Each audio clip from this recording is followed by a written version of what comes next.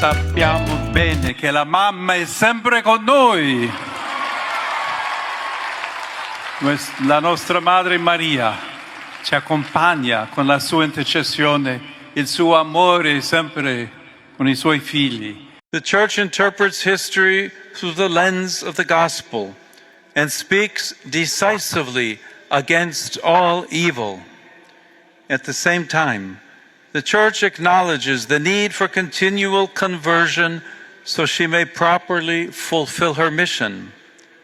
As members of the same body, we too are called to renewal. We do this by remaining in communion with Christ and one another. Many of our Christian brothers and sisters have been forced to leave their homelands because of war, violence, and poverty, and many depend directly on your commitment and kindness for their survival.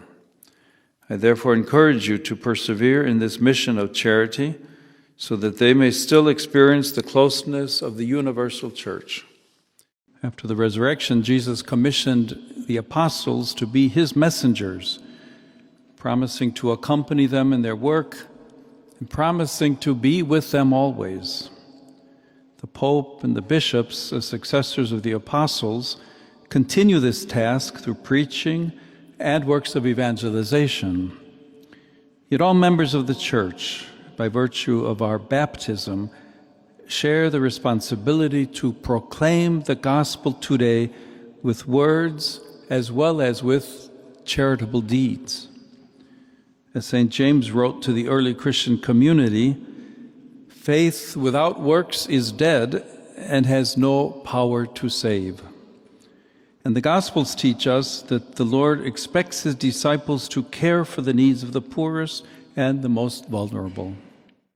Missionary zeal is born from an encounter with Christ. We desire to share with others what we have received, so that they too can come to know the fullness of love and truth found only in him. As you draw close to Jesus through fellowship, the sacraments, and Eucharistic adoration, do not be afraid to ask him what he is calling you to.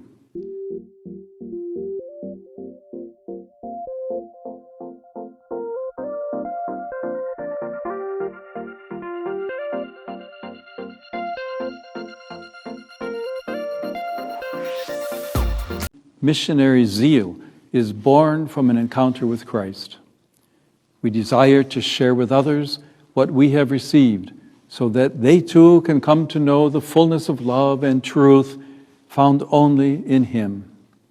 As you draw close to Jesus through fellowship, the sacraments, and Eucharistic adoration, do not be afraid to ask him what he is calling you to. As was the case with the apostles and with the early church, the proclamation of the gospel through caring for the poor and for those most in need will always present certain difficulties on both the personal and the institutional levels. These include finding sufficient resources, demonstrating to others that this type of service is an integral part of authentic Christian living, and not giving way to discouragement, particularly when we meet those whom we cannot help in the way which we would like. I'm fully aware that Catholic Charities agencies in the United States are by no means immune from these challenges that continue to manifest themselves in our own day. Yet it is precisely when we are confronted with such obstacles that we must learn to hear Jesus' voice saying to us once again, I am with you always. Lord of creation, millions of brothers and sisters continue to suffer from hunger, while so many goods are wasted at our tables.